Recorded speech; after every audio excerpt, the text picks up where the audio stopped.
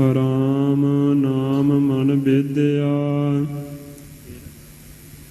ਅਵਰ ਕੇ ਕਰੀ ਵਿਚਾਰ। ਸ਼ਬਦ ਸੁਰਤ ਸੁਖ ਉਪਜੈ, ਪ੍ਰਭ ਰਾਤੋ ਸੁਖ ਸਾਰ।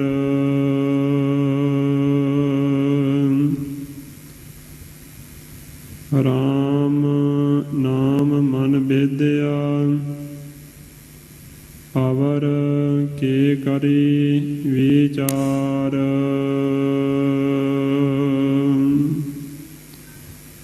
ਵਾਹਿਗੁਰੂ ਜੀ ਕਾ ਖਾਲਸਾ, ਵਾਹਿਗੁਰੂ ਜੀ ਕੀ ਫਤਿਹ। ਗਰੀਬ ਨਵਾਜ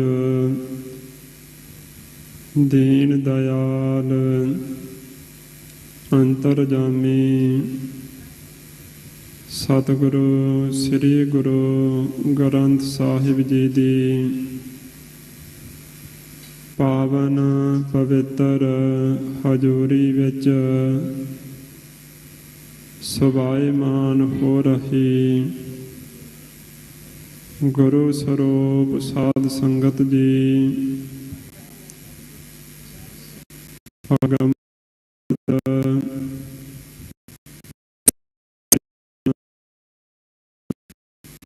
ਅੰਮ੍ਰਿਤ ਦੇ ਦਾਤੇ ਸਰਬਸਤਾਨੀ ਸਾਹਿਬ ਕਮਾਲ,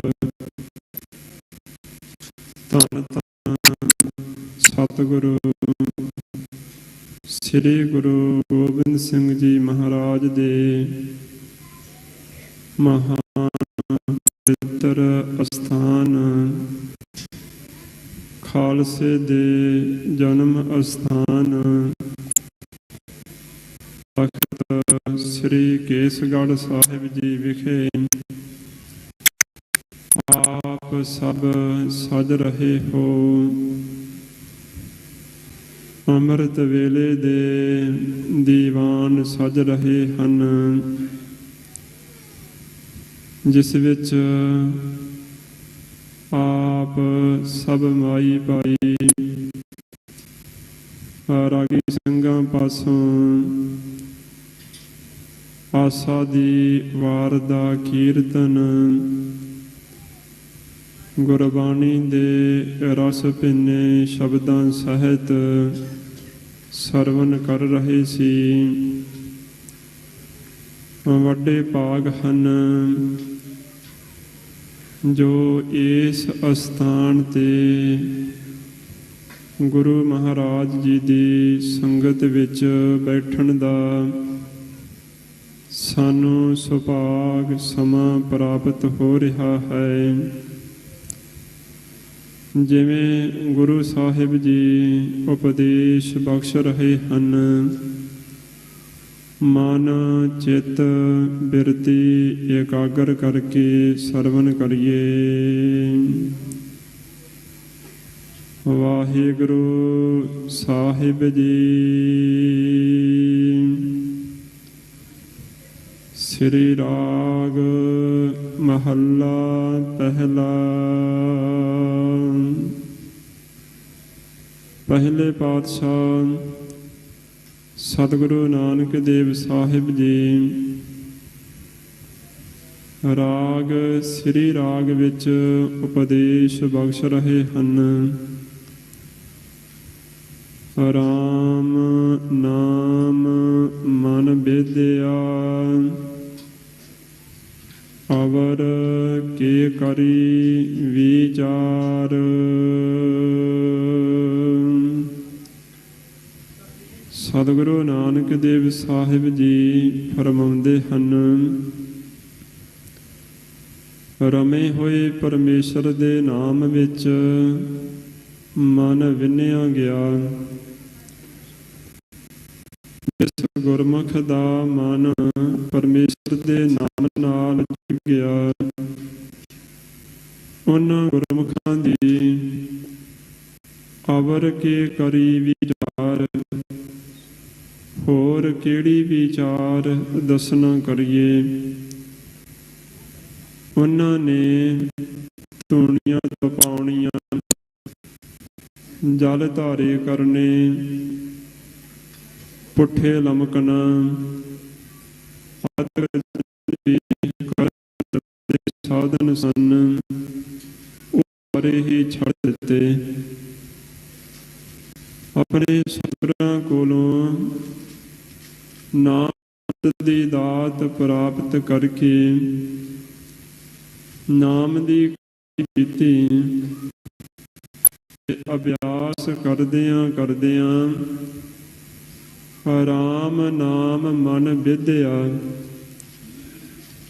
ਰਮੇ ਹੋਏ ਪਰਮੇਸ਼ਰ ਦੇ ਨਾਮ ਵਿੱਚ ਮਨ ਵਿੰਨਿਆ ਗਿਆ। ਐਸਾ ਵਿੰਨਿਆ ਗਿਆ, ਪਰਮੇਸ਼ਰ ਦੇ ਨਾਮ ਨਾਲ ਐਸੀ ਗੁਰਮੁਖ ਜਨ ਦੀ ਪ੍ਰੀਤ ਬਣ ਗਈ, ਜਿਉਂ ਮਛਲੀ ਬਿਨ ਪਾਣੀਐ, ਰਹਿ ਨਾ ਕਿਤੈ ਉਪਾਏ। ਜਿਵੇਂ ਮੱਛੀ ਪਾਣੀ ਤੋਂ ਬਿਨਾਂ ਰਹਿ ਨਹੀਂ ਸਕਦੀ, ਚਾਹੇ ਕਿਤਨੇ ਹੀ ਉਪਾਅ ਕਰ ਲਏ ਜਾਣ। ਮੱਛੀ ਦਾ ਪਾਣੀ ਨਾਲ ਪ੍ਰੇਮ ਹੁੰਦਾ,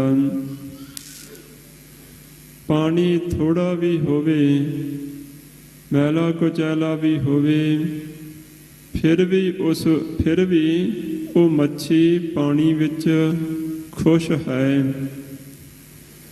ਲੇਕਿਨ ਪਾਣੀ ਵਿੱਚੋਂ ਕੱਢ ਕੇ ਬੇਸ਼ੱਕ ਤੁਸੀਂ ਕੱਪੜਿਆਂ ਵਿੱਚ, ਸੋਨੇ ਦੇ ਸੰਦੂਕ ਵਿੱਚ ਉਸ ਨੂੰ ਰੱਖ ਦਿਓ, ਪਾਣੀ ਨਾ ਮਿਲਿਆ ਤੇ ਉਹ ਮੱਛੀ ਤੜਫ ਤੜਫ ਕੇ ਮਰ ਜਾਵੇਗੀ। ਮੱਛੀ ਦੀ ਜਿਵੇਂ ਪਾਣੀ ਨਾਲ ਪ੍ਰੀਤ ਹੈ, ਤਿਵੇਂ ਰੱਬ ਦੇ ਪਿਆਰੇ ਦੀ ਪਰਮੇਸ਼ਰ ਦੇ ਨਾਮ ਨਾਲ ਪ੍ਰੀਤ ਹੁੰਦੀ। ਜਿਉਂ ਮਛਲੀ ਬਿਨ ਪਾਣੀ ਐ, ਰਹਿ ਨਾ ਕਿਤੈ ਉਪਾਏ। ਤਿਉਂ ਹਰਿ ਬਿਨ ਸੰਤ ਨਾ ਜੀਵਈ,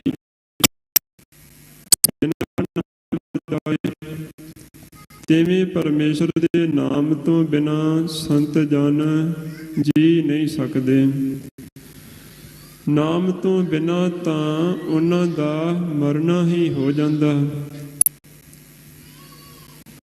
ਨਾਮ ਨਾਲ ਸਤਿਗੁਰਾਂ ਦੇ ਨਾਲ ਉਹਨਾਂ ਦੀ ਐਸੀ ਪ੍ਰੀਤ ਹੁੰਦੀ। ਮੈਂ ਸਤਿਗੁਰ ਸੇਤੀ ਰਹੀ, ਮੇਰੀ ਸਤਿਗੁਰਾਂ ਨਾਲ ਪ੍ਰੀਤ ਬਣੀ ਹੋਈ, ਔਰ ਸਤਿਗੁਰਾਂ ਦੇ ਨਾਲ ਮੈਂ ਜ਼ਿੰਦਗੀ ਦੇ ਅੰਤ ਸਵਾਸਾਂ ਤੱਕ ਜੁੜਿਆ ਰਹਾ। ਇਹ ਉਹਨਾਂ ਦੇ ਦਿਲ ਦੀ ਭਾਵਨਾ ਅਤੇ ਉਹਨਾਂ ਦੀ ਅਰਦਾਸ ਹੁੰਦੀ। ਝੱਖੜ ਝਾਗੀ ਮੀਹੋ ਬਰਸੈ, ਭੀ ਗੁਰ ਦੇਖਣ ਜਾਈ।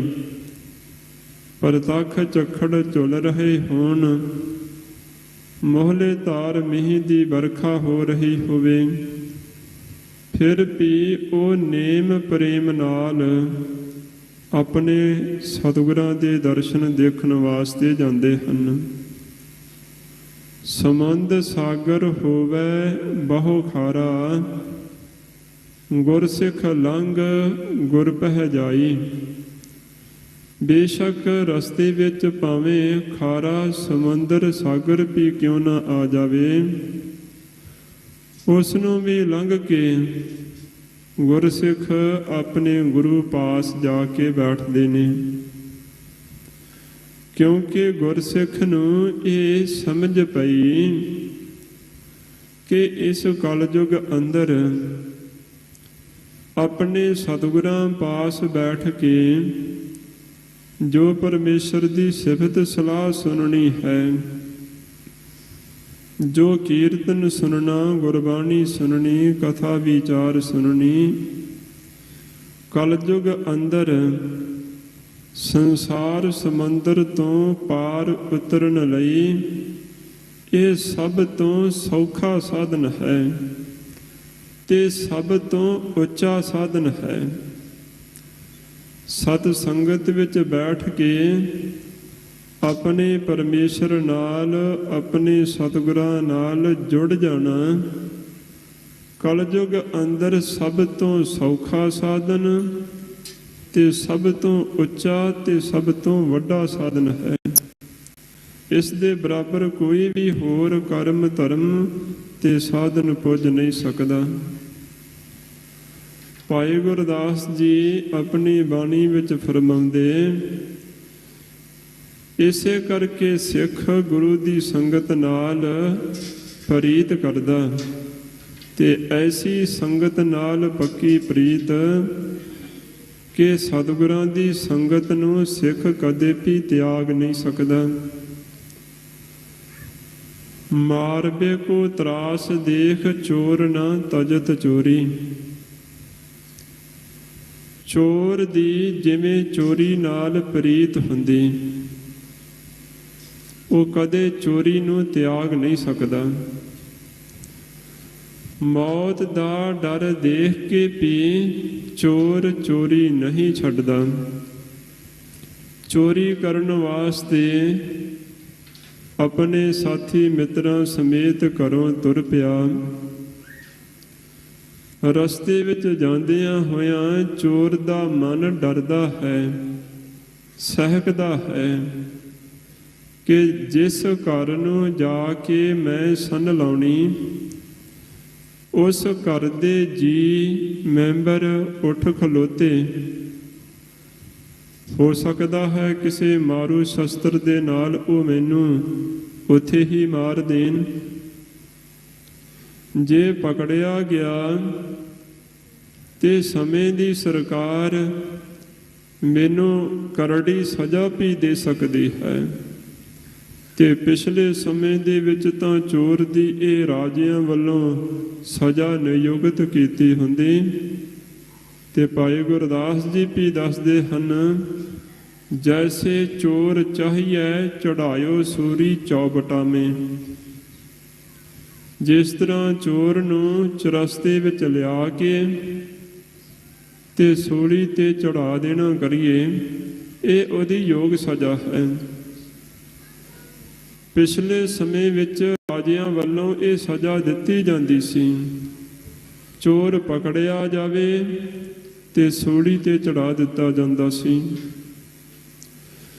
ਸੋ ਉਸ ਦਾ ਮਨ ਡਰਦਾ ਹੈ ਕਿ ਜੇਕਰ ਪਕੜਿਆ ਗਿਆ, ਫੜਿਆ ਗਿਆ ਤੇ ਸਮੇਂ ਦੀ ਸਰਕਾਰ ਸੂਲੀ ਤੇ ਵੀ ਮੈਨੂੰ ਚੜਾ ਸਕਦੀ ਹੈ। ਗਲ ਵਿੱਚ ਫਾਹੀ ਪਾ ਕੇ, ਫੰਦਾ ਪਾ ਕੇ ਵੀ ਮੈਨੂੰ ਮਾਰ ਸਕਦੀ ਹੈ। ਮੌਤ ਸਾਹਮਣੇ ਦਿਸਦੀ ਹੈ, ਪਰ ਮੌਤ ਦੇਖਦਾ ਹੋਇਆ ਵੀ ਚੋਰ ਕਦੇ ਚੋਰੀ ਨਹੀਂ ਛੱਡਦਾ। ਉਹ ਫਿਰ ਵੀ ਚੋਰੀ ਕਰਨ ਵਾਸਤੇ ਜਾਂਦਾ ਹੈ। ਰਾਹ ਮਾਰ ਧਾੜਵੀ ਦੀ ਜਿਵੇਂ ਮਾਇਆ ਨਾਲ ਪ੍ਰੀਤ ਹੁੰਦੀ। ਮਾਇਆ ਖਾਤਰ ਬਟਵਾਰਾ ਬਟਵਾਰੀ ਸੰਗ ਹੋਏ ਤਖਤ ਹੈ। ਬਟਵਾਰਾ ਕਹਿੰਦੇ ਨੇ ਰਾਹ ਮਾਰ ਆਦਮੀ ਨੂੰ, ਧਾੜਵੀ ਨੂੰ, ਜੋ ਰਸਤੇ ਵਿੱਚ ਤੁਰੇ ਜਾਂਦੇ ਹੋਏ ਰਾਹੀ ਮੁਸਾਫਰਾਂ ਨੂੰ ਲੁੱਟਦਾ ਹੈ, ਮਾਰਦਾ ਹੈ। ਉਹ ਆਪਣੇ ਮਾੜੇ ਕੰਮਾਂ ਤੋਂ ਬਾਜ਼ ਨਹੀਂ ਆਉਂਦਾ। ਹੋਰ ਰਾਹ ਮਾਰ ਧਾੜਵੀਆਂ ਨਾਲ ਮਿਲ ਕੇ ਕੁਝ ਪੈਸਿਆਂ ਦੀ ਖਾਤਰ ਹੀ ਲੋਕਾਂ ਨੂੰ ਮਾਰ ਵੀ ਦਿੰਦਾ ਹੈ।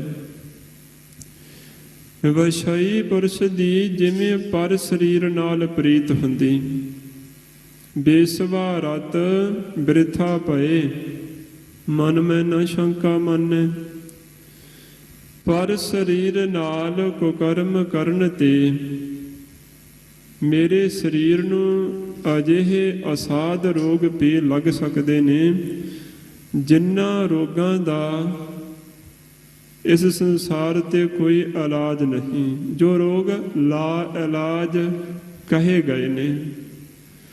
ਭਾਈ ਗੁਰਦਾਸ ਜੀ ਫਰਮਾਉਂਦੇ, ਇਸ ਗੱਲ ਨੂੰ ਵਿਸ਼ਈ ਪੁਰਸ਼ ਹਿਰਦੇ ਅੰਦਰ ਚੰਗੀ ਤਰ੍ਹਾਂ ਜਾਣਦਾ ਹੈ, ਪਰ ਜਾਣਦਾ ਹੋਇਆ ਵੀ ਉਹ ਪਰ ਸਰੀਰ ਦੀ ਕੁਸੰਗਤ ਤਿਆਗਦਾ ਨਹੀਂ, ਉਹ ਕੁਸੰਗਤ ਕਰਨ ਵਾਸਤੇ ਜਾਂਦਾ ਹੈ। ਜਿਵੇਂ ਜਵਾਰੀ ਦੀ ਪ੍ਰੀਤ ਜੂਏ ਨਾਲ ਹੁੰਦੀ, ਜੁਆਰੀ ਨਾ ਸਰਬਸ ਹਾਰੇ ਸਹਿ ਥਕਤ ਹੈ। ਜੁਆਰੀ ਭਾਵੇਂ ਸਰਬੰਸ ਹੀ ਜੂਏ ਵਿੱਚ ਕਿਉਂ ਨਾ ਹਰਾ ਦੇਵੇ, ਉਹ ਕਦੇ ਜੂਆ ਖੇਡਣੋਂ ਥੱਕਦਾ ਨਹੀਂ। ਪੱਕਾ ਜਵਾਰੀ ਜੂਆ ਤਿਆਗ ਨਹੀਂ ਸਕਦਾ, ਭਾਵੇਂ ਸਾਰਾ ਕੁਝ ਹੀ ਕਿਉਂ ਨਾ ਜੂਏ ਵਿੱਚ ਚਲਿਆ ਜਾਵੇ। ਜਿਵੇਂ ਪਾਂਡਵਾਂ ਨੇ ਜੂਏ ਵਿੱਚ ਸਾਰਾ ਕੁਝ ਹੀ ਹਰਾ ਦਿੱਤਾ, ਇੱਥੋਂ ਤੱਕ ਜਦ ਕੁਛ ਵੀ ਨਾ ਬਚਿਆ ਤਾਂ ਦ੍ਰੋਪਦੀ ਵੀ ਦਾਅ ਪਰ ਲਗਾ ਦਿੱਤੀ ਤੇ ਉਹ ਵੀ ਹਾਰ ਗਏ। ਪੱਕੇ ਜਵਾਰੀ ਦੀ ਜਿਵੇਂ ਜੂਏ ਨਾਲ ਪ੍ਰੀਤ ਹੁੰਦੀ, ਭਾਵੇਂ ਸਰਬੰਸ ਹੀ ਕਿਉਂ ਨਾ ਹਰਾ ਦੇਵੇ, ਉਹ ਫਿਰ ਵੀ ਜੂਏ ਦਾ ਤਿਆਗ ਨਹੀਂ ਕਰਦਾ। ਅਮਲੀ ਨਾ ਅਮਲ ਤਜਤ ਜੋ ਤਿਆਗਾਰ ਕੀਏ। ਅਮਲੀ ਬੰਦਾ ਜਿਵੇਂ ਅਮਲਾਂ ਨੂੰ ਛੱਡਦਾ ਨਹੀਂ, ਜੋ ਤਰਕਾਰ ਯੋਗ ਕੀਤੇ ਹੋਏ। ਦੋਖ ਦੁੱਖ ਲੋਗ ਵੇਦ ਸੁਨਤ ਛਕਤ ਹੈ।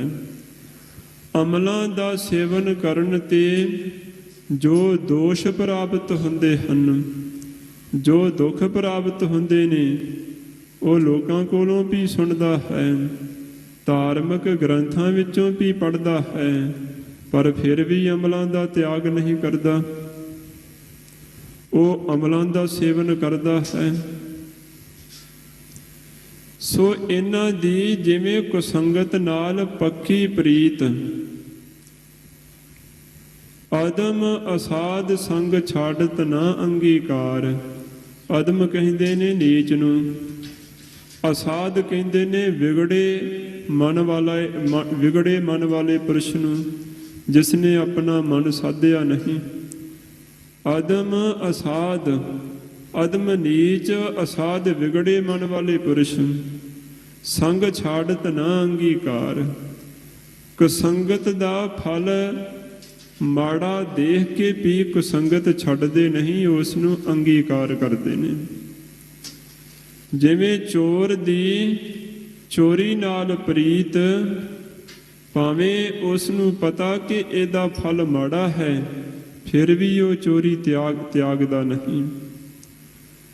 ਜਿਵੇਂ ਧਾੜਵੀ ਨੂੰ ਵੀ ਪਤਾ ਹੈ ਕਿ ਮੈਂ ਕੁਝ ਪੈਸਿਆਂ ਦੀ ਖਾਤਰ ਬੰਦੇ ਨੂੰ ਮਾਰ ਦੇਣ ਤੱਕ ਚਲਿਆ ਜਾਂਦਾ ਹਾਂ, ਤੇ ਕਈ ਵਾਰੀ ਮਾਰ ਵੀ ਦਿੰਦਾ ਹਾਂ, ਤੇ ਜਦੋਂ ਉਸ ਦੀ ਤਲਾਸ਼ੀ ਕੀਤੀ ਜਾਵੇ ਤੇ ਕੁਝ ਪੈਸੇ ਜੇਬ ਦੇ ਵਿੱਚੋਂ ਨਿਕਲਦੇ, ਤੇ ਆਤਮਾ ਅੰਦਰੋਂ ਆਵਾਜ਼ ਦਿੰਦੀ ਕਿ ਤੈਨੂੰ ਫਟਕਾਰ ਹੈ। ਇਹਨਾਂ ਕੁਝ ਪੈਸਿਆਂ ਦੀ ਖਾਤਰ ਦੂਸਰੇ ਬੰਦੇ ਨੂੰ ਮਾਰ ਕੁੱਟ ਛੱਡਿਆ।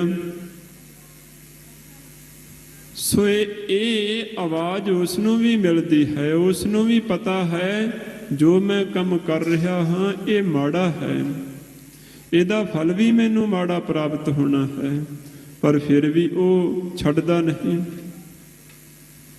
ਜਿਵੇਂ ਵਿਸ਼ਈ ਪੁਰਸ਼ ਨੂੰ ਵੀ ਪਤਾ ਹੈ ਕਿ ਜੋ ਮੈਂ ਪਰ ਸਰੀਰ ਨੂੰ ਮਿਲਣ ਵਾਸਤੇ ਜਾਂਦਾ ਹਾਂ ਇਹ ਕੰਮ ਮਾੜਾ ਹੈ, ਇਹਦਾ ਫਲ ਮੈਨੂੰ ਮਾੜਾ ਮਿਲੇਗਾ, ਫਿਰ ਵੀ ਉਹਦੀ ਪੱਕੀ ਪ੍ਰੀਤ ਬਣੀ ਹੋਈ, ਉਹ ਪਰ ਸਰੀਰ ਨੂੰ ਮਿਲਣ ਵਾਸਤੇ ਜਾਂਦਾ ਹੈ।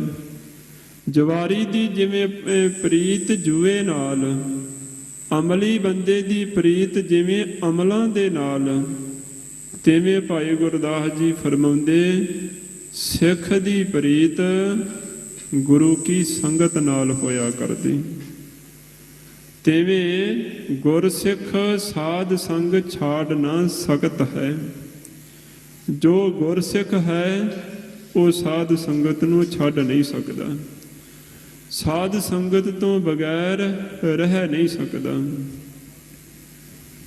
ਮੈਂ ਗੁਰਬਾਣੀ ਆਧਾਰ ਹੈ, ਗੁਰਬਾਣੀ ਲਾਗ ਰਹਾਉ, ਮੇਰਾ ਗੁਰਬਾਣੀ ਆਸਰਾ ਹੈ।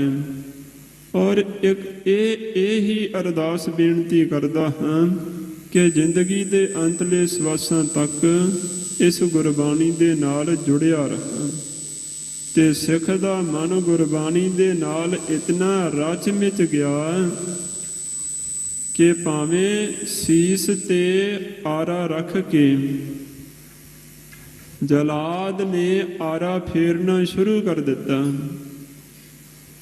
ਤੇ ਗਰੀਬ ਨਵਾਜ ਸਤਿਗੁਰੂ ਤੇਗ ਬਹਾਦਰ ਸਾਹਿਬ ਜੀ ਦੇ ਚਰਨਾਂ ਦਾ ਧਿਆਨ ਧਰ ਕੇ ਭਾਈ ਮਤੀ ਦਾਸ ਜੀ ਸ੍ਰੀ ਜਪਜੀ ਸਾਹਿਬ ਜੀ ਦਾ ਪਾਠ ਆਰੰਭ ਕਰਦੇ ਹਨ। ਸਰੀਰ ਦੋ ਫਾੜ ਹੋ ਗਿਆ, ਪਰ ਦੋ ਫਾੜ ਹੋਏ ਸਰੀਰ ਦੇ ਵਿੱਚੋਂ ਵੀ ਸ੍ਰੀ ਜਪਜੀ ਸਾਹਿਬ ਜੀ ਦੇ ਪਾਠ ਦੀ ਆਵਾਜ਼ ਤਿਵੇਂ ਹੀ ਆ ਰਹੀ। ਪੰਜ ਪ੍ਰਵਾਨ ਵਾਲੀ ਪੌੜੀ ਤੱਕ ਪਾਠ ਪਹੁੰਚਾ ਤੇ ਸਰੀਰ ਦੋ ਫਾੜ ਹੋ ਗਿਆ। ਪੰਜ ਪ੍ਰਵਾਨ ਵਾਲੀ ਪੌੜੀ ਤੋਂ ਲੈ ਕੇ ਕੇਤੀ ਛੁੱਟੀ ਨਾਲ ਤੱਕ ਬਾਕੀ ਜਿਹੜਾ ਪਾਠ ਰਹਿ ਗਿਆ ਸੀ ਉਹ ਸਾਰਾ ਪਾਠ ਦੋ ਫਾੜ ਹੋਏ ਸਰੀਰ ਦੇ ਵਿੱਚੋਂ ਕਰਕੇ ਫਤਿਹ ਪਰਮੇਸ਼ਰ ਨੂੰ ਨਮਸਕਾਰ ਕਰਕੇ ਫਿਰ ਆਪਣੇ ਸਰੀਰ ਨੂੰ ਸ਼ਾਂਤ ਕੀਤਾ। ਭਾਈ ਮਣੀ ਸਿੰਘ ਜੀ ਬੰਦ ਕਰਕੇ ਕੱਟ ਦਿੱਤੇ ਗਏ ਤੇ ਸਰੀਰ ਕੱਟ ਕੇ ਇੱਕ ਟੋਕਰੇ ਵਿੱਚ ਪਾ ਕੇ ਰੱਖ ਦਿੱਤਾ। ਸਾਰਾ ਸਰੀਰ ਕੱਟਿਆ ਗਿਆ। 8ਵੀਂ ਅਸ਼ਟਪਦੀ ਤੇ ਪਾਠ ਸੀ, ਜਿਸ ਵਕਤ ਸਾਰਾ ਸਰੀਰ ਬੰਦ ਕੱਟ ਕੇ ਇੱਕ ਥਾਂ ਤੇ ਰੱਖ ਦਿੱਤਾ ਤੇ 8ਵੀਂ ਅਸ਼ਟਪਦੀ ਤੋਂ ਲੈ ਕੇ 24ਵੀਂ ਅਸ਼ਟਪਦੀ ਤੱਕ ਕੱਟੇ ਹੋਏ ਬੰਦ ਵਿੱਚੋਂ ਸਾਰਾ ਸ੍ਰੀ ਸੁਖਮਨੀ ਸਾਹਿਬ ਜੀ ਦਾ ਪਾਠ ਕਰਕੇ ਭੋਗ ਪਾ ਕੇ ਫਿਰ ਆਪਣੇ ਸਰੀਰ ਨੂੰ ਸ਼ਾਂਤ ਕੀਤਾ। ਸੋ ਗੁਰਸਿੱਖ ਦਾ ਗੁਰੂ ਕੀ ਬਾਣੀ ਦੇ ਨਾਲ ਐਸਾ ਪ੍ਰੇਮ ਹੈ, ਗੁਰਬਾਣੀ ਤੋਂ ਬਿਨਾ, ਨਾਮ ਤੋਂ ਬਿਨਾ, ਗੁਰੂ ਕੀ ਸੰਗਤ ਤੋਂ ਬਿਨਾ ਗੁਰਸਿੱਖ ਰਹਿ ਨਹੀਂ ਸਕਦਾ। ਰਾਮ ਨਾਮ ਮਨ ਵਿਦਿਆ, ਰਮੇ ਹੋਏ ਪਰਮੇਸ਼ਰ ਦੇ ਨਾਮ ਵਿੱਚ ਮਨ ਸਾਡਾ ਵਿੰਨਿਆ ਗਿਆ। ਅਵਰ ਕੇ ਕਰੀ ਵਿਚਾਰ, ਜਿਨ੍ਹਾਂ ਦਾ ਮਨ ਵਿੰਨਿਆ ਗਿਆ ਉਹਨਾਂ ਬਾਰੇ ਹੋਰ ਕਿਹੜੀ ਵਿਚਾਰ ਅਸੀਂ ਕਰੀਏ। ਸ਼ਬਦ ਸੁਰਤ ਸੁਖ ਉਪਜੈ, ਪ੍ਰਭ ਰਾਤੋ ਸੁਖ ਸਾਰ। ਸ਼ਬਦ ਵਿੱਚ ਸੁਰਤ ਜੋੜਨ ਤੇ ਸੁਖ ਉਪਜੈ, ਆਤਮਕ ਸੁਖ ਪ੍ਰਗਟ ਹੋ ਆਇਆ। ਪ੍ਰਭ ਰਾਤੋ ਪਰਮੇਸ਼ਰ ਦੇ ਰੰਗ ਵਿੱਚ ਰੰਗੇ ਜਾਣ ਤੇ ਸੁਖ ਸਾਰ, ਸਾਰ ਸ੍ਰੇਸ਼ਟ ਸੁਖ, ਸਾਰ ਸਭ ਨਾਲੋਂ ਉੱਤਮ ਸੁਖ ਜੋ ਬ੍ਰਹਮ ਦੀ ਪ੍ਰਾਪਤੀ ਦਾ ਸੁਖ ਸੀ, ਇਹ ਸੁਖ ਸਾਨੂੰ ਮਿਲ ਗਿਆ। ਜਿਉ ਭਾਵੈ ਤਿਉ ਰਾਖ ਤੂੰ, ਮੈਂ ਹਰ ਨਾਮ ਆਧਾਰ। ਪਰਮੇਸ਼ਰ ਦੇ ਰੰਗ ਵਿੱਚ ਰੰਗੇ ਜਾਣ ਤੇ ਜੋ ਅਵਸਥਾ ਬਣ ਗਈ, ਉਸ ਅਵਸਥਾ ਵਿੱਚ ਰਹਿਣ ਵਾਲੇ ਗੁਰਮੁਖ ਜਨ ਸੰਸਾਰ ਵਿੱਚ ਵਿਚਰਦੇ ਹੋਏ ਜੀਵਨ ਦੇ ਹਰ ਇੱਕ ਘਟਨਾ ਕ੍ਰਮ ਪਰਿਸਥਿਤੀ ਵਿੱਚ ਆਪਣੇ ਗਲ ਵਿੱਚ ਪੱਲਾ ਪਾ ਕੇ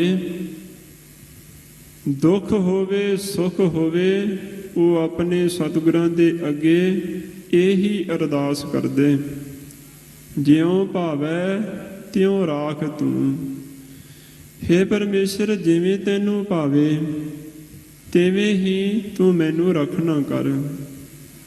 ਮਹਾਰਾਜ, ਮੈਨੂੰ ਤੇਰੀ ਰਜ਼ਾ ਚੰਗੀ ਲੱਗਦੀ ਹੈ, ਤੇਰੀ ਰਜ਼ਾ ਮਿੱਠੀ ਲੱਗਦੀ ਹੈ। ਸੋ ਇਸ ਰਜ਼ਾ ਵਿੱਚ ਆਉਣ ਤੇ ਪਰਮੇਸ਼ਰ ਦਾ ਕੀਤਾ ਹੋਇਆ ਉਹਨਾਂ ਨੂੰ ਮਿੱਠਾ ਲੱਗਦਾ। ਤੇ ਰਾਜਾ ਵਿੱਚ ਦੁੱਖ ਆਵੇ, ਤਕਲੀਫ ਵੀ ਆਵੇ। ਗੁਰੂ ਕੀ ਸੰਗਤ ਜਿਸ ਤਕਲੀਫ ਤੋਂ, ਜਿਸ ਦੁੱਖ ਤੋਂ ਲੋਕ ਜਾਰ ਜਾਰ ਰੋਂਦੇ ਹਨ, ਗੁਰੂ ਪਰਮੇਸ਼ਰ ਦੀ ਪ੍ਰੀਤ ਵਿੱਚ ਰਹਿਣ ਵਾਲੇ, ਰਾਜਾ ਵਿੱਚ ਰਾਜੀ ਹੋਏ ਜੋ ਗੁਰਸਿੱਖ ਨੇ, ਉਹਨਾਂ ਨੂੰ ਦੁੱਖ ਤੇ ਤਕਲੀਫ ਵੀ ਮਿੱਠੀ ਲੱਗਦੀ। ਉਹ ਇਸ ਦੁੱਖ ਤੇ ਤਕਲੀਫ ਵਿੱਚ ਰਹਿੰਦੇ ਹੋਏ ਵੀ ਪ੍ਰਸੰਨ ਚਿੱਤ ਰਹਿੰਦੇ ਹਨ ਤੇ ਹਰ ਵਕਤ ਇਹੀ ਅਰਦਾਸ ਕਰਦੇ, ਜਿਉਂ ਭਾਵੇਂ ਤਿਉਂ ਰਾਖ ਤੂੰ। ਉਹਨਾਂ ਦੀ ਬੇਨਤੀ ਇਹੀ ਹੁੰਦੀ ਕਿ ਪਰਮੇਸ਼ਰ ਜਿਵੇਂ ਤੈਨੂੰ ਪਾਵੇ ਤਿਵੇਂ ਤੂੰ ਮੈਨੂੰ ਰੱਖਣਾ ਕਰ। ਮੈਂ ਹਰ ਨਾਮ ਆਧਾਰ, ਮੈਨੂੰ ਹਰੀ ਪਰਮੇਸ਼ਰ ਤੇਰੇ ਨਾਮ ਦਾ ਆਸਰਾ ਮਿਲਦਾ ਰਹੇ। ਨਾਮ ਦਾ ਆਸਰਾ ਹੀ ਐਸਾ ਹੈ ਜਿਸ ਆਸਰੇ ਨੂੰ ਪਾ ਕੇ ਗੁਰਮੁਖ ਜਨ ਕੱਖਾਂ ਦੀ ਕੁੱਲੀ ਵਿੱਚ ਪੀ ਬਹੁਤ ਸਬਰ ਸੰਤੋਖ ਵਿੱਚ, ਬੜੇ ਖੁਸ਼ੀ ਤੇ ਖੇੜੇ ਵਿੱਚ ਹਰ ਵਕਤ ਰਹਿੰਦੇ ਹਨ। ਸੋ ਨਾਮ ਵਿਸਰ ਗਿਆ ਤੇ ਭਾਵੇਂ ਸੰਸਾਰ ਦੇ ਸਾਰੇ ਸੁੱਖ, ਸਾਰੀਆਂ ਸੰਸਾਰ ਦੀਆਂ ਸਹੂਲਤਾਂ ਪਾਸ ਹੋਣ, ਫਿਰ ਵੀ ਗੁਰੂ ਕੀ ਸੰਗਤ ਉਹ ਦੁਖੀ ਹੀ ਰਹਿੰਦੇ ਹਨ। ਆਪਣੇ ਹੀ ਜੀਵਨ ਕਾਲ ਅੰਦਰ ਐਸੀਆਂ ਵਾਰਦਾਤਾਂ ਅਸੀਂ ਕਈ ਵਾਰ ਪੜ੍ਹੀਆਂ ਤੇ ਸੁਣੀਆਂ ਹੋਣਗੀਆਂ। ਵੱਡੇ ਵੱਡੇ ਮਾਇਆਧਾਰੀ ਜੋ ਆਤਮ ਹੱਤਿਆ ਕਰ ਗਏ, ਜਿਨ੍ਹਾਂ ਦੇ ਕੋਲੋਂ ਸੋ ਆਪਣੀ ਜ਼ਿੰਦਗੀ ਦੇ ਨਾਲ ਜੋ ਸਥਿਤੀਆਂ ਬਣ ਰਹੀਆਂ ਸੀ, ਉਹਨਾਂ ਦੇ ਨਾਲ ਲੜਿਆ ਨਾ ਜਾ ਸਕਿਆ ਅਤੇ ਆਪਣੀ ਜੀਵਨ ਲੀਲਾ ਹੀ ਸਮਾਪਤ ਕਰ ਦਿੱਤੀ। ਮਾਇਆ ਵੀ ਬਹੁਤ ਸੀ, ਸੁੱਖ ਸਹੂਲਤਾਂ ਵੀ ਬਹੁਤ ਸਨ, ਪਰ ਫਿਰ ਵੀ ਆਪਣੀ ਜੀਵਨ ਲੀਲਾ ਸਮਾਪਤ ਕਰ ਦਿੱਤੀ। ਕਿਉਂ ਜੀਵਨ ਲੀਲਾ ਸਮਾਪਤ ਕਰ ਦਿੱਤੀ? ਕਿਉਂਕਿ ਅੰਦਰ ਦੁੱਖ ਨਾਲ ਇਤਨਾ ਭਰ ਗਿਆ ਕਿ ਉਹ ਦੁੱਖ ਬਰਦਾਸ਼ਤ ਨਾ ਹੋ ਸਕਿਆ ਤੇ ਆਪਣਾ ਸਰੀਰ ਹੀ ਖਤਮ ਕਰ ਦਿੱਤਾ। ਸੋ ਸੰਸਾਰ ਦੀਆਂ ਸਹੂਲਤਾਂ ਮਿਲ ਜਾਣ ਤੇ, ਸੰਸਾਰ ਦੇ ਸੁੱਖ ਮਿਲ ਜਾਣ ਤੇ ਜੀਵ ਆਤਮਾ ਸੁਖੀ ਨਹੀਂ ਹੁੰਦੀ, ਮਨ ਸੁਖੀ ਨਹੀਂ ਹੁੰਦਾ। ਮਨ ਸੁਖੀ ਉਸ ਵਕਤ ਹੁੰਦਾ ਹੈ ਜਦ ਮਨ ਨੂੰ ਮਨ ਦੀ ਖੁਰਾਕ ਮਿਲਦੀ ਹੈ। ਜ਼ਾਹਰ ਹੀ ਗੱਲ ਹੈ, ਸਰੀਰ ਨੂੰ ਭੁੱਖ ਲੱਗੇ, ਭੋਜਨ ਛਕੇ ਤੇ ਸਰੀਰ ਤ੍ਰਿਪਤ ਹੁੰਦਾ। ਸਰੀਰ ਦੀ ਭੁੱਖ ਇਹ ਬਾਹਰਲੇ ਪਦਾਰਥ ਦੂਰ ਕਰਦੇ ਹਨ, ਲੇਕਿਨ ਮਨ ਦੀ ਭੁੱਖ ਇਹ ਬਾਹਰਲੇ ਪਦਾਰਥ ਦੂਰ ਨਹੀਂ ਕਰਦੇ। ਮਨ ਦੀ ਭੁੱਖ ਨਿਵਰਤ ਕਰਨੀ ਹੈ ਤੇ ਉਸ ਭੁੱਖ ਨੂੰ, ਉਸ ਪਿਆਸ ਨੂੰ ਨਿਵਰਤ ਕਰਨ ਵਾਸਤੇ ਇੱਕ ਹੀ ਪਦਾਰਥ ਸਮਰੱਥ ਹੈ, ਉਹ ਹੈ ਪਰਮੇਸ਼ਰ ਦਾ ਨਾਮ। ਸੋ ਇਸ ਕਰਕੇ ਬੇਨਤੀ ਕਰਦੇ ਨੇ, ਮੈਂ ਹਰ ਨਾਮ ਆਧਾਰ। ਹੇ ਪਰਮੇਸ਼ਰ, ਮੈਨੂੰ ਤੇਰੇ ਨਾਮ ਦਾ ਆਸਰਾ ਮਿਲਦਾ ਰਹੇ, ਮੈਨੂੰ ਤੇਰੇ ਨਾਮ ਦਾ ਆਸਰਾ ਚਾਹੀਦਾ। ਮਨ ਰੇ ਸਾਚੇ ਖਸਮ ਰਜਾਏ। ਹੇ ਮਨ, ਸੱਚੀ ਵਸਤੂ ਤਾਂ ਖਸਮ ਦੀ ਰਜਾ ਹੈ। ਖਸਮੈ ਸੋਈ ਭਾਵਦਾ, ਖਸਮੈ ਦਾ ਜਿਸ ਭਾਣਾ ਪਾਵੇ। ਖਸਮ ਵਾਹਿਗੁਰੂ ਪਰਮੇਸ਼ਰ ਨੂੰ ਉਹੀ ਹੁੰਦਾ ਜਿਸ ਨੂੰ ਪਰਮੇਸ਼ਰ ਦਾ ਭਾਣਾ ਚੰਗਾ ਲੱਗਦਾ। ਜੋ ਪਰਮੇਸ਼ਰ ਦੇ ਭਾਣੇ ਅੰਦਰ ਆ ਗਏ, ਜਿਨ ਤਨ ਮਨ ਸਾਜ ਸੀਗਾਰਿਆ, ਤਿਸ ਸੇਤੀ ਲਿਵ ਲਾਏ। ਜਿਸ ਨੇ ਇਸ ਤਨ ਮਨ ਨੂੰ ਸਾਜ ਕੇ ਸਿੰਗਾਰਿਆ ਹੈ। ਤਿਸ ਸੇਤੀ ਲਿਵ ਲਾਏ, ਉਸ ਪਰਮੇਸ਼ਰ ਨਾਲ ਆਪਣੀ ਪ੍ਰੇਮੀਆਂ ਲਿਵ ਲਾ। ਜਿਸ ਪਰਮੇਸ਼ਰ ਨੇ ਤੈਨੂੰ ਸੋਹਣਾ ਸਰੀਰ ਦਿੱਤਾ, ਉਸ ਪਰਮੇਸ਼ਰ ਨਾਲ ਆਪਣੀ ਲਿਵ ਜੋੜਨਾ ਕਰ। ਲੇਕਿਨ ਤੂੰ ਉਸ ਪਰਮੇਸ਼ਰ ਨੂੰ ਤਿਆਗ ਕੇ ਦੇਹ ਨੂੰ ਹੀ ਸ਼ਿੰਗਾਰਨ ਤੇ ਸੰਵਾਰਨ ਦੇ ਵਿੱਚ ਲੱਗਾ ਹੋਇਆ ਹੈ, ਔਰ ਦੇਹ ਦੀ ਹੀ ਫਿਕਰ ਵਿੱਚ, ਸਰੀਰ ਦੀ ਹੀ ਫਿਕਰ ਵਿੱਚ ਹਰ ਵਕਤ ਲੱਗਾ ਰਹਿੰਦਾ। ਇਸ ਸਰੀਰ ਨੂੰ ਕਿੰਨਾ ਕੁ ਚਿਰ ਬਚਾ ਕੇ ਰੱਖ ਸਕਦਾ ਹੈ? ਅਨਕ ਯਤਨ ਕਰ ਕਾਇਆ ਪਾਲੀ, ਅਨੇਕ ਯਤਨ ਕਰਕੇ ਇਸ ਕਾਇਆ ਸਰੀਰ ਨੂੰ ਪਾਲਿਆ, ਦੇਹ ਨੂੰ ਪਾਲਿਆ। ਹੋਇਆ ਕਿ ਅਖੀਰ ਵਿੱਚ ਇਸ ਨਾਲ ਮਹਾਰਾਜ ਫਰਮਾਉਂਦੇ, ਮਰਤੀ ਬਾਰ ਅਗਨ ਸੰਗ ਜਾਲੀ। ਮਰਨ ਵੇਲੇ ਅੱਗ ਵਿੱਚ ਪਾ ਕੇ ਇਹ ਦੇਹ ਜਾਲ ਦਿੱਤੀ। ਚੋਆ ਚੰਦਨ ਮਰਦਨ ਅੰਗਾ, ਜਿਸ ਦੇਹ ਦਾ, ਜਿਸ ਸਰੀਰ ਦਾ ਹੰਕਾਰ ਕਰਦਾ, ਜਿਸ ਸੋਹਣੇ ਸਰੀਰ ਦੀ ਅੰਦਰ ਹਉਮੈ ਬੈਠੀ ਹੋਈ, ਮਹਾਰਾਜ ਫਰਮਾਉਂਦੇ ਚੋਆ ਚੰਦਨ ਮਰਦਨ ਅੰਗਾ। ਚੋਆ ਚੰਦਨ, ਚੰਦਨ ਤੋਂ ਬਣੇ ਹੋਏ ਅਤਰ, ਬਹੁਤ ਮਹਿੰਗੇ ਮੁੱਲ ਵਾਲੇ ਤੇਲ, ਅਤਰ ਫਲੇਲਾਂ ਦਾ ਛਿੜਕਾਅ ਕਰਦਾ। ਇਸ ਸਰੀਰ ਤੇ ਉਹ ਬਹੁਤ ਮਹਿੰਗੇ ਮੁੱਲ ਵਾਲੇ ਤੇਲ, ਕਰੀਮਾਂ ਦਾ ਸੇਵਨ ਕਰਦਾ। ਪ੍ਰੇਮੀਆਂ, ਕਿੰਨਾ ਕੁ ਚਿਰ ਇਸ ਸਰੀਰ ਨੂੰ ਬਚਾ ਕੇ ਰੱਖੇਗਾ? ਸੋ ਤਨ ਜਲੈ ਕਾਠ ਕੈ ਸੰਗਾ। ਇੱਕ ਦਿਨ ਆਵੇਗਾ ਉਹ ਸਰੀਰ ਲੱਕੜਾਂ ਦੇ ਵਿੱਚ ਪੈ ਕੇ ਜਲ ਜਾਵੇਗਾ। ਕਹੋ ਕਬੀਰ ਸੁਨਹੁ ਰੇ ਗੁਣੀਆ, ਬਿਨਸੈ ਗੋ ਰੂਪ ਦੇਖੈ ਸਭ ਦੁਨੀਆ। ਭਗਤ ਕਬੀਰ ਜੀ ਫਰਮਾਉਂਦੇ, ਗੁਣਵਾਨ ਭਲੇ ਪੁਰਖੋ ਸੁਣੋ, ਬਿਨਸੇ ਗੋ ਰੂਪ ਦੇਖੈ ਸਭ ਦੁਨੀਆ।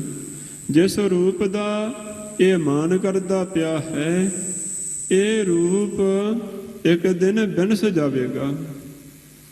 ਚਾਰ ਚਫੇਰੇ ਇਸ ਦੇ ਲੋਕ ਖੜੇ ਹੋ ਕੇ ਦੇਖਣਗੇ। ਮੁਸਲਮਾਨ ਵੀਰ ਉਸ ਸੋਹਣੇ ਸਰੀਰ ਨੂੰ ਫਿਰ ਤਾਬੂਤ ਦੇ ਵਿੱਚ ਬੰਦ ਕਰਕੇ ਤੇ ਧਰਤੀ ਵਿੱਚ ਦੱਬ ਦਿੰਦੇ ਹਨ। ਸੋ ਇਸੇ ਤਰ੍ਹਾਂ ਉਸ ਸਰੀਰ ਨੂੰ ਲੱਕੜਾਂ ਦੇ ਵਿੱਚ ਚਿਣ ਕੇ ਤੇ ਅੱਗ ਦੇ ਦਿੱਤੀ ਜਾਂਦੀ ਹੈ।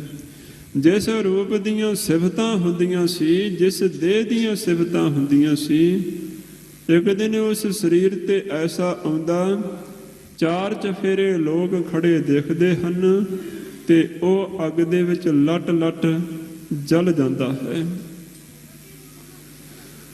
ਮਹਾਰਾਜ ਫਰਮਾਉਂਦੇ, ਜਿਨ ਤਨ ਮਨ ਸਾਜ ਸੀਗਾਰਿਆ, ਜਿਸ ਪਰਮੇਸ਼ਰ ਨੇ ਤਨ ਮਨ ਨੂੰ ਸਾਜ ਕੇ ਫਿਰ ਇਸ ਨੂੰ ਸਿੰਗਾਰਿਆ ਹੈ, ਸ਼ੁਕਰਾਨਾ ਕਰ ਉਸ ਪਰਮੇਸ਼ਰ ਦਾ। ਮਹਾਰਾਜ ਤੂੰ ਮੈਨੂੰ ਬਹੁਤ ਸੋਹਣਾ ਸਰੀਰ ਦਿੱਤਾ, ਨਾਲ ਤੇ ਤੰਦਰੁਸਤੀ ਵੀ ਦੇ ਦਿੱਤੀ। ਸਭ ਤੋਂ ਵੱਡੀ ਨਿਆਮਤ ਤਾਂ ਇਹ ਹੀ ਹੈ ਇਸ ਸੰਸਾਰ ਦੀ ਕਿ ਸਰੀਰ ਅਰੋਗ ਹੋਣਾ, ਇਸ ਸਰੀਰ ਨੂੰ ਕੋਈ ਰੋਗ ਬਿਮਾਰੀ ਨਾ ਹੋਣੀ। ਇਹ ਸੰਸਾਰ ਦੀ ਇੱਕ ਵੱਡੀ ਨਿਆਮਤ ਹੈ। ਤੇ ਮਹਾਰਾਜ ਜੀ ਇਹ ਸਰੀਰ ਦਿੱਤਾ, ਸੋ ਤੁਹਾਡਾ ਸ਼ੁਕਰ ਹੈ। ਤਿਸ ਸੇਤੀ ਲਿਵ ਲਾਏ, ਉਸ ਪਰਮੇਸ਼ਰ ਦੇ ਨਾਲ ਆਪਣੀ ਲਿਵ ਲਾਉਣਾ ਕਰ। ਉਸ ਪਰਮੇਸ਼ਰ ਨਾਲ ਆਪਣਾ ਮਨ ਜੋੜ। ਰਹਾਉ ਤਨ ਬੈ ਸੰਤਰ ਹੋਮੀਐ, ਇਕ ਰਤੀ ਤੋਲ ਕਟਾਏ। ਵਿਸਰਾਮ ਦੇ ਕੇ ਆਪ ਫਰਮਾਉਂਦੇ ਹਨ, ਤਨ ਬੈ ਸੰਤਰ ਹੋਮੀਐ। ਸਰੀਰ ਨੂੰ ਇੱਕ ਇੱਕ ਰੱਤੀ ਦੇ ਤੋਲ ਬਰਾਬਰ ਕੱਟ ਕੱਟ ਕੇ ਅੱਗ ਦੇ ਵਿੱਚ ਹਮਨ ਕਰ ਦਈਏ, ਅੱਗ ਦੇ ਵਿੱਚ ਪਾ ਦਈਏ। ਤਨ ਮਨ ਸਮਦਾ ਜੇ ਕਰੀ, ਅਨ ਦਿਨ ਅਗਨ ਜਲਾਏ। ਤਨ ਸਰੀਰ ਨੂੰ, ਮਨ ਨੂੰ ਸਮਦਾ ਕਹਿੰਦੇ ਨੇ ਲੱਕੜਾਂ ਨੂੰ।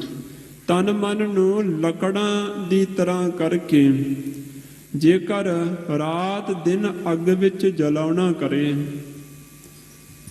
ਹਰ ਨਾਮੈ ਤੁਲ ਨਾ ਪੁੱਜਈ, ਜੇ ਲੱਖ ਕੋਟੀ ਕਰਮ ਕਮਾਏ। ਇਹੋ ਜਿਹੇ ਕਠਿਨ ਸਾਧਨ ਇੱਕ ਨਹੀਂ ਦੋ ਨਹੀਂ। ਮਹਾਰਾਜ ਫਰਮਾਉਂਦੇ ਜੇ ਲੱਖ ਕੋਟੀ ਕਰਮ ਕਮਾਏ, ਜੇ ਲੱਖਾਂ ਕਰੋੜਾਂ ਕਰਮ ਵੀ ਕਮਾ ਲਵੇ, ਹਰ ਨਾਮੈ ਤੁਲ ਨ ਪੁੱਜਈ। ਪਰਮੇਸ਼ਰ ਦਾ ਨਾਮ ਜਪਣ ਵਾਲੇ ਦੇ ਬਰਾਬਰ ਫਿਰ ਵੀ ਇਹ ਨਹੀਂ ਪੁੱਜ ਸਕਦੇ। ਨਾਮ ਇਤਨਾ ਵੱਡਾ ਹੈ। ਪੁੰਨ ਦਾਨ ਜਪ ਤਪ ਜੇਤੇ, ਸਭ ਉਪਰ ਨਾਮ। ਪੁੰਨ ਕਹਿੰਦੇ ਨੇ ਕਿਸੇ ਖਾਸ ਪੁਰਬ ਵਾਲੇ ਦਿਨ ਆਪਣੇ ਹੱਥੋਂ ਕਿਸੇ ਗਰੀਬ ਨੂੰ ਕੁਝ ਦੇ ਦੇਣਾ, ਇਸ ਨੂੰ ਕਹਿੰਦੇ ਨੇ ਪੁੰਨ ਕਰਨਾ। ਦਾਨ ਕਹਿੰਦੇ ਨੇ ਨੇਤਾ ਪ੍ਰਤੀ ਆਪਣੇ ਹੱਥੋਂ ਕੁਝ ਦਿੰਦੇ ਰਹਿਣਾ, ਇਸ ਨੂੰ ਕਹਿੰਦੇ ਨੇ ਦਾਨ ਕਰਨਾ। ਪੁੰਨ ਦਾਨ ਜਪ ਤਪ ਜੇਤੇ, ਪੁੰਨ ਕਰਨਾ, ਦਾਨ ਕਰਨੇ, ਜਿਤਨੇ ਵੀ ਜਪ ਤਪ ਹਨ ਸਭ ਉੱਪਰ ਨਾਮ। ਪਰਮੇਸ਼ਰ ਦਾ ਨਾਮ ਸਭ ਤੋਂ ਉੱਪਰ ਹੈ, ਪਰਮੇਸ਼ਰ ਦਾ ਨਾਮ ਸਭ ਤੋਂ ਵੱਡਾ ਹੈ। ਹਰ ਹਰ ਰਸਨਾ ਜੋ ਜਪੈ ਤਿਸ ਪੂਰਨ ਕਾਮ। ਆਪਣੀ ਰਸਨਾ ਤੋਂ ਜੋ ਹਰੀ ਪਰਮੇਸ਼ਰ ਦਾ ਨਾਮ ਜਪਦਾ, ਉਸ ਦੇ ਸਾਰੇ ਹੀ ਕਾਰਜ ਪੂਰੇ ਹੁੰਦੇ, ਸਭ ਕਾਰਜ ਉਸ ਦੇ ਸਿੱਧ ਹੁੰਦੇ ਹਨ। ਅਰਧ ਸਰੀਰ ਕਟਾਈਐ, ਸਿਰ ਕਰਵਤ ਧਰਾਏ। ਹੁਣ ਗੁਰੂ ਮਹਾਰਾਜ ਜੀ ਅੱਗੇ ਹੋਰ ਬਚਨ ਕਰਦੇ, ਆਪਣੇ ਸਿਰ ਉੱਪਰ ਆਰਾ ਰਖਵਾ ਕੇ ਸਰੀਰ ਨੂੰ ਅੱਧ ਵਿਚਾਲਿਓਂ ਕਟਵਾ ਲਵੇ। ਤਨ ਹੈ ਮੰਚਲ ਗਾਲੀਐ, ਭੀ ਮਨ ਤੇ ਰੋਗ ਨਾ ਜਾਏ। ਸਰੀਰ ਨੂੰ ਹਿਮਾਲਿਆ ਪਰਬਤ ਵਿੱਚ ਲਿਜਾ ਕੇ ਗਾਲ ਦੇਵੇ। ਐਸੇ ਕਠਿਨ ਸਾਧਨ ਵੀ ਕਰ ਲਏ ਜਾਣ, ਫਿਰ ਵੀ ਮਨ ਦੇ ਰੋਗ ਜਾਂਦੇ ਨਹੀਂ। ਹਰ ਨਾਮੈ ਤੁਲ ਨਾ ਪੁੱਜਈ, ਸਭ ਡਿਠੀ ਠੋਕ ਵਜਾਏ। ਪਰਮੇਸ਼ਰ ਦੇ ਨਾਮ ਬਰਾਬਰ ਹੋਰ ਕੋਈ ਵੀ ਸਾਧਨ ਪੁੱਜ ਨਹੀਂ ਸਕਦਾ। ਮਹਾਰਾਜ ਫਰਮਾਉਂਦੇ ਸਭ ਡਿਠੀ ਠੋਕ ਵਜਾਏ। ਅਸਾਂ ਨੇ ਚੰਗੀ ਤਰ੍ਹਾਂ ਪਰਖ ਕੇ ਇਹ ਦੇਖ ਲਿਆ, ਭਾਈ ਨਾਮ ਜਪਣ ਦੇ ਬਰਾਬਰ, ਗੁਰਬਾਣੀ ਪੜ੍ਹਨ ਦੇ ਬਰਾਬਰ ਹੋਰ ਕੋਈ ਵੀ ਸਾਧਨ ਪੁੱਜ ਨਹੀਂ ਸਕਦਾ। ਕੰਚਨ ਕੇ ਕੋਟ ਦਤ ਕਰੀ, ਬਹੁ ਹੈ ਵਰ ਗੈ ਵਰਦਾਨ। ਬੇਸ਼ੱਕ ਸੋਨੇ ਦੇ ਕਿਲੇ ਬਣਾ ਕੇ ਦੇਣਾ ਕਰੇ, ਬਹੁਤ ਘੋੜੇ ਤੇ ਹਾਥੀਆਂ ਦਾ ਵੀ ਦਾਨ ਕਰੇ। ਭੂਮ ਦਾਨ ਗਊਆ ਘਣੀ, ਭੀ ਅੰਤਰ ਗਰਭ ਗੁਮਾਨ। ਭੂਮ ਧਰਤੀ ਜ਼ਮੀਨ ਦਾ ਦਾਨ ਕਰੇ, ਬਹੁਤ ਗਾਵਾਂ ਦਾ ਦਾਨ ਕੀਤਾ ਜਾਵੇ। ਇਹਨਾਂ ਦੇ ਨਾਲ ਮਿਲਦਾ ਕੀ ਹੈ? ਮਹਾਰਾਜ ਫਰਮਾਉਂਦੇ ਨਾਮ ਨਹੀਂ ਜਪਿਆ, ਇਹ ਸਭ ਕਰਮ ਧਰਮ ਕਰਨ ਤੇ ਹਿਰਦੇ ਅੰਦਰ ਗਰਭ ਗਮਾਨ, ਹਉਮੈ ਹੰਕਾਰ ਹੀ ਵੱਧਦਾ। ਰਾਮ ਨਾਮ ਮਨ ਬੇਦਿਆ, ਗੁਰ ਦੀਆ ਸਚ ਦਾਨ। ਸਾਡਾ ਤਾਂ ਮਨ ਰਮੇ ਹੋਏ ਪਰਮੇਸ਼ਰ ਦੇ ਨਾਮ ਵਿੱਚ ਵਿੰਨਿਆ ਗਿਆ। ਗੁਰ ਦੀਆ ਸਚ ਦਾਨ, ਗੁਰੂ ਸਾਹਿਬ ਜੀ ਨੇ ਸਾਨੂੰ ਸੱਚਾ ਦਾਨ, ਨਾਮ ਦਾ ਦਾਨ ਦਿੱਤਾ। ਸਤਿਗੁਰੂ ਮਹਾਰਾਜ ਜੀ ਕਿਰਪਾ ਕਰਨ, ਇਹ ਉਪਦੇਸ਼ ਸਾਡੇ ਵੀ ਹਿਰਦੇ ਵਿੱਚ ਵਸਣਾ ਕਰੇ। ਇੱਥੋਂ ਤੱਕ ਗੁਰੂ ਕੀ ਸੰਗਤ ਵਿਚਾਰ ਕਰਦਿਆਂ ਹੋਈਆਂ ਬੇਅੰਤ ਹੀ ਪ੍ਰਕਾਰ ਦੀਆਂ ਭੁੱਲਾਂ ਦੀ ਗਰੀਬ ਨਵਾਜ ਸਤਿਗੁਰੂ ਕਲਗੀਧਰ ਜੀ ਮਹਾਰਾਜ, ਧੰਨ ਸਤਿਗੁਰੂ ਗ੍ਰੰਥ ਸਾਹਿਬ ਜੀ ਮਹਾਰਾਜ ਅਤੇ ਗੁਰੂ ਕੀ ਸੰਗਤ ਨੇ ਅਣਜਾਣ ਸਮਝ ਕੇ ਹੋਈਆਂ ਭੁੱਲਾਂ ਦੀ ਖਿਮਾ ਮਾਫੀ ਬਖਸ਼ਣੀ। ਇੱਥੇ ਹੀ ਸਮਾਪਤੀ ਹੈ। ਭੂਮ ਦਾਨ ਗਊਆ ਕਣੀ, ਭੀ ਅੰਤਰ ਗਰਭ ਗਮਾਨ, ਰਾਮ ਨਾਮ ਮਨ ਬੇਦਿਆ, ਗੁਰ ਦੀਆ ਸਚ ਦਾਨ। ਵਾਹਿਗੁਰੂ ਜੀ ਕਾ ਖਾਲਸਾ, ਵਾਹਿਗੁਰੂ ਜੀ ਕੀ ਫਤਿਹ।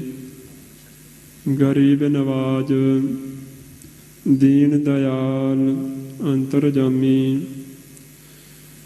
ਸਤਿਗੁਰੂ ਸ੍ਰੀ ਗੁਰੂ ਗੋਬਿੰਦ ਸਿੰਘ ਜੀ ਮਹਾਰਾਜ ਦੇ ਪਵਿੱਤਰ ਅਸਥਾਨ ਤਖਤ ਸ੍ਰੀ ਕੇਸਗੜ੍ਹ ਸਾਹਿਬ ਜੀ ਵਿਖੇ ਬਿਰਾਜਮਾਨ ਹੋ ਰਹੀ ਗੁਰੂ ਸਰੂਪ ਸਤ ਸਿੱਖ ਸੰਗਤ ਜੀ, ਹੁਣ ਆਪ ਜੀ ਨੂੰ ਗਿਆਨੀ ਭਾਈ ਜੋਗਿੰਦਰ ਸਿੰਘ ਜੀ, ਜੋ ਇਸ ਅਸਥਾਨ ਤੇ ਗੁਰੂ ਮਹਾਰਾਜ ਜੀ ਦੇ ਪਵਿੱਤਰ ਸ਼ਸਤਰ ਸੁਭਾਏਮਾਨ ਹਨ, ਉਹਨਾਂ ਦੇ ਦਰਸ਼ਨ ਕਰਵਾਉਣਗੇ। ਆਪ ਸਭ ਸੰਗਤ ਸ਼ਾਂਤੀ ਟਿਕਾ ਬਣਾ ਕੇ ਸਤਿਗੁਰੂ ਮਹਾਰਾਜ ਜੀ ਦੀ ਹਜ਼ੂਰੀ ਵਿੱਚ ਬੈਠ ਕੇ ਗੁਰੂ ਮਹਾਰਾਜ ਜੀ ਦੇ ਪਵਿੱਤਰ ਸ਼ਸਤਰਾਂ ਦੇ ਦਰਸ਼ਨ ਕਰਦੇ ਹੋਏ